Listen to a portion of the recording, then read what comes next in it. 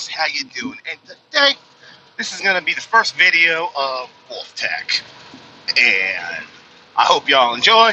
And notice I'm doing all this from my phone, completely unscripted, and the topic of today would have been the perfect ship for the early rebellion.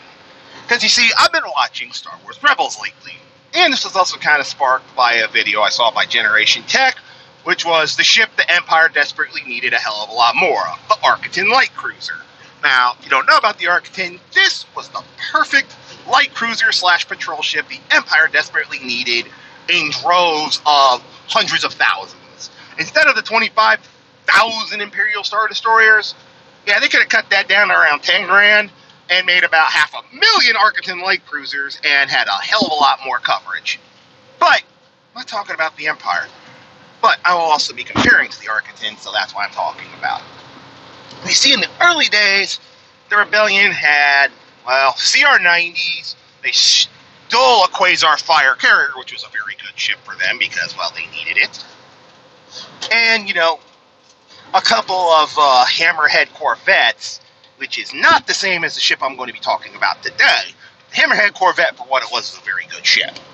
Very good ship for what the Rebellion needed. But as you could see in the early days, they had a bunch of O-wings, they stole some Y-wings, but they really, outside of their one Quasar Fire, had no fighter lift capability. You know, I mean, it's nice to have your Y-wings out in space and they can go hyperspace, but at some point your Y-wing pods want to get the hell out the cockpit, eat, go to the bathroom, maybe you need to do some maintenance, maybe you need to refuel them. You're gonna need someplace to land them, and sometimes, yes, you can have a base somewhere, but eventually the Empire gonna find you. That's why the Quasar Fire was such a nice grab. But the Quasar Fire, while a nice ship, is basically just a floating hangar with some ion engines and a hyperdrive strapped to it, and it's not very structurally sound. The ship I'm going to reference to today is a ship that comes back from antiquity. Now, this is a legend ship. This ship comes from Star Wars: The Old Republic.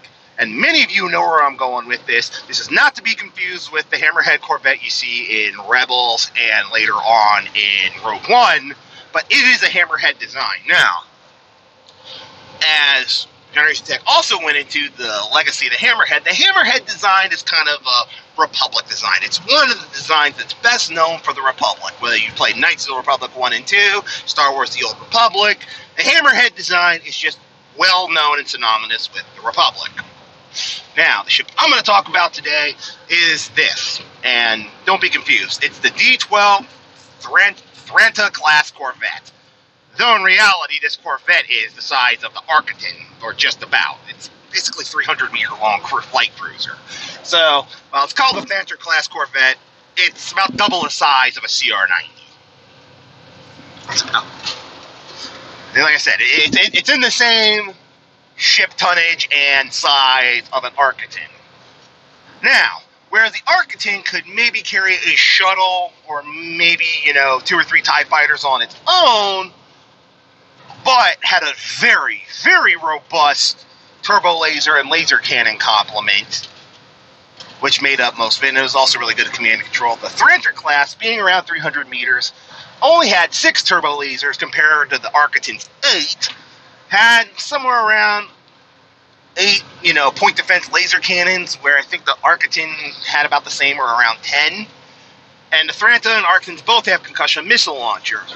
But while the Thranta class has less turbo lasers, it makes up for the fact that it has very, very big hangars for its size.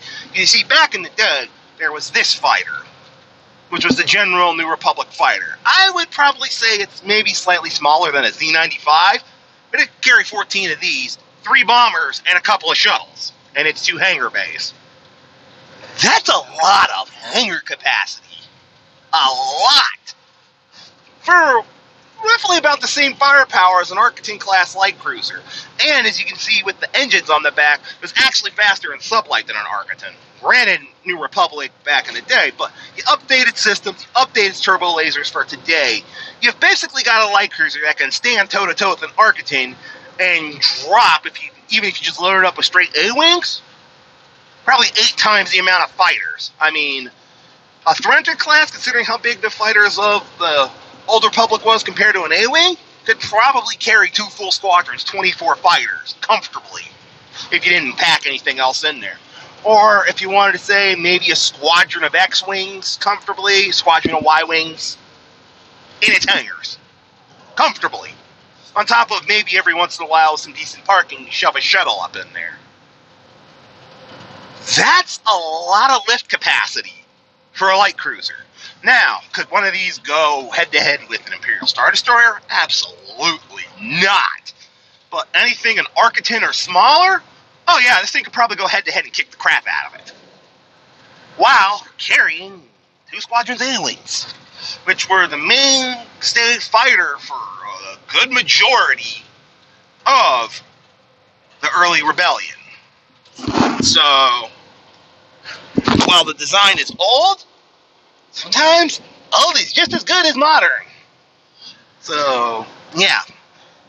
Not a very long video. I didn't really go into a lot of the details of the ship, per se. I'm just pointing out that you give about 12 or a squadron or, a couple squadrons of these ships as like the mainstay, early cruiser instead of the CR90, you've got a far more heavily armed, far more mobile, and can field a lot of your hyperdrive ships on a mobile repair base that can, like I said, comfortably house 2 squadrons of fighters, and as long as, you keep, fueling transports and all that coming to you, these are ships that you could put in the early days and do a lot more strike and fade with, the firepower to pretty much take on, like I said, anything up to a light cruiser, and enough speed to run away from anything bigger. It's the perfect, absolute perfect light capital ship the Rebellion never knew it needed.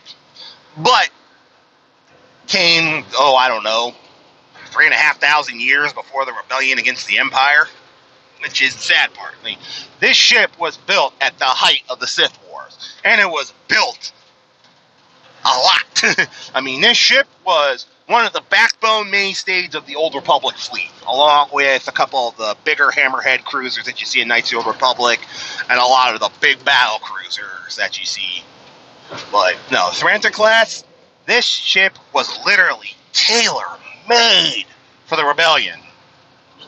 Even all the way through up to, like the Battle of Endor. This ship would have been absolutely perfect. You put about 4 of these in a hunter pack against an Imperial Star Destroyer. Oh yeah, and Stardeuce is going to have a problem with these things. But this ship does have flaws. One, like I said, it only has 6 turbo lasers, and they're not the biggest. 2, you don't have a lot of fire protection on arcs towards the back, a lot like the CR90. In fact, with a couple of modifications, the CR90, the Tantive 4, and actually, carry a lot more turbo lasers than the Thranta. But another good thing about the Thranta, another bad thing about the Thranta is it takes about 3 times the amount of crew, but with automation, you can probably cut that down. But on top of the fighter capacity, this thing can also carry embarked a battalion of troops. This thing's kind of like a one-stop shop. This thing is almost like a one-stop shop for a light cruiser that the Rebellion desperately needed in the early days. This ship is almost perfect. Almost perfect for the Rebellion's need. It's got decent firepower, and a group could probably wreak havoc on an Imperial Star Destroyer. Can carry, for its size, a lot of fighters in hangar bays that are perfect for refueling, repairing, and rearming starfighters. Carry an embarked battalion almost of rebel troopers, and decently fast, could probably keep up with the CR90 in subspace for how big it was. Because as you can see with those engines again, the CR12 and these ships were made by CEC back in the day. Had a very, very impressive thruster-weight ratio. But shields aren't the best. It doesn't have, the strongest armor ever, though its Hammerhead does actually have some pretty impressive armor for a ship of its size. It's a damn good ship.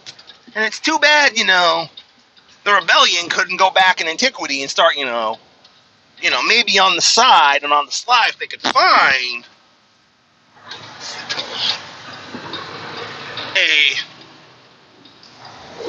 ship of, I don't know what the fuck he is. Pardon me, cigarettes.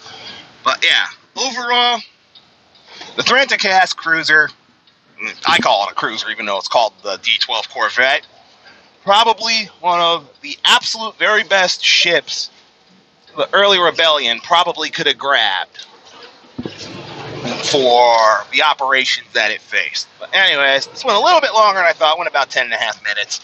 But this is just the introductory topic of, Wolf Tech to show that, with some ingenuity and some thought, you could put some really good ships into a rebellion fleet and they would fit perfectly to a T. But anyways, I'm Jeff. That's first episode of Wolf Talk, CR12 Thranta class Corvette, and I'll catch y'all next time.